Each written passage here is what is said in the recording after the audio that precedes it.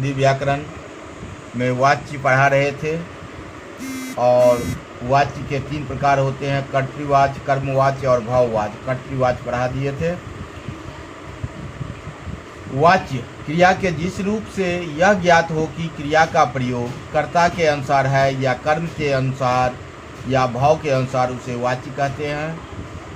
जिन वाक्यों में कर्ता की प्रधानता और क्रिया का विधान कर्ता के लिंग वचन के अनुसार होता है, उसे कर्तृवाच्य कहते हैं। जैसे रोहन पुस्तकें खरीद रहा है, रोहन पुल्लिंग है, एक वचन है इसीलिए खरीद रहा है।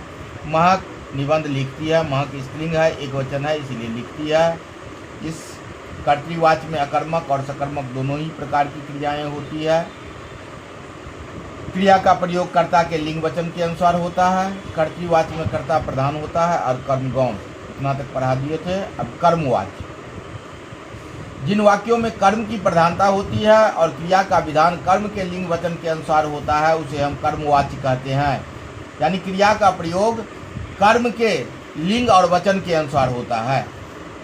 राम के द्वारा रोटियां खाई जाती हैं। रोटियां स्त्रीलिंग और बहुवचन है, इसलिए खाई जाती हैं। कर्म के अनुसार क्रिया का विधान हुआ है। किसान के द्वारा फसल काटी जाती है, फसल स्त्रीलिंग और एक वचन है, इसीलिए काटी जाती है। सुमन के द्वारा स्वेटर बुना जाता है, स्वेटर पुल्लिंग है, एक वचन है, इसीलिए बुना जाता है। मरीज से खाना नहीं खाया जाता है, तो यहाँ पर खाना एक वचन पुल्लिंग है। उपर्युक्त वाक्यों से ज्ञात होता है कि कर्मवाच्य में कर्म वाच्य वाले वाक्यों में केवल सकर्मक क्रिया का ही प्रयोग होता है, इसमें अकर्मक का प्रयोग नहीं होता है और क्रिया का विधान कर्म के अनुसार होता है। कर्म यदि पुल्लिंग और एक वचन रहे तो क्रिया का प्रयोग उसी अनुरूप होता है। कर्म अगर स्त्रीलिंग बहुवचन रहे तो क्रिया का प्रयोग उसी हिसाब से होता है। कर्मवाच्य में कर्म की प्रधानता होती है और कर्ता गौण होता है।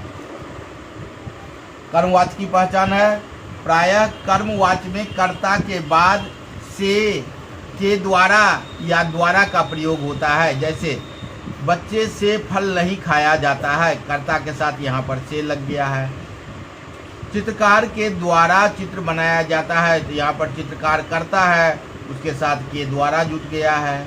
अध्यापका द्वारा सवाल हल कराए गए, अध्यापका द्वारा सवाल हल कराए गए, यहाँ पर सवाल और यहाँ पर कर्ता के साथ क्या हुआ, तो द्वारा का प्रयोग किया गया है।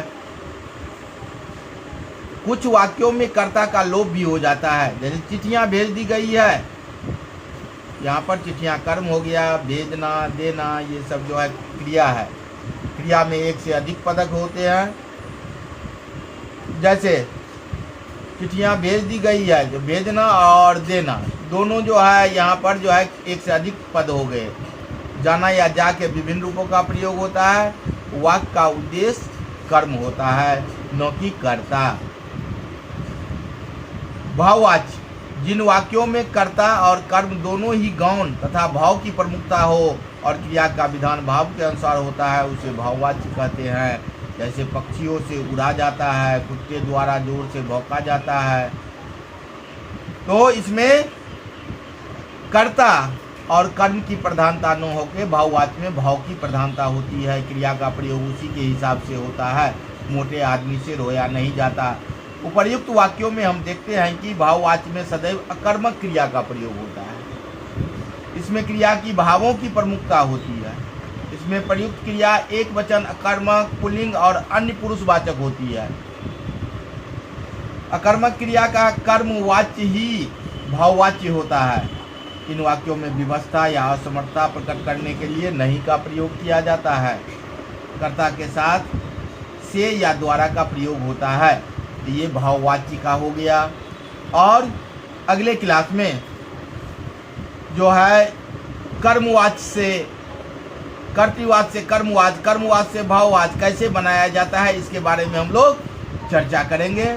आज जो है वाच्य और इनके तीनों प्रकार का विस्तृत विवेचन समाप्त हो गया और उदाहरण पर हम लोग अगले क्लास में चर्चा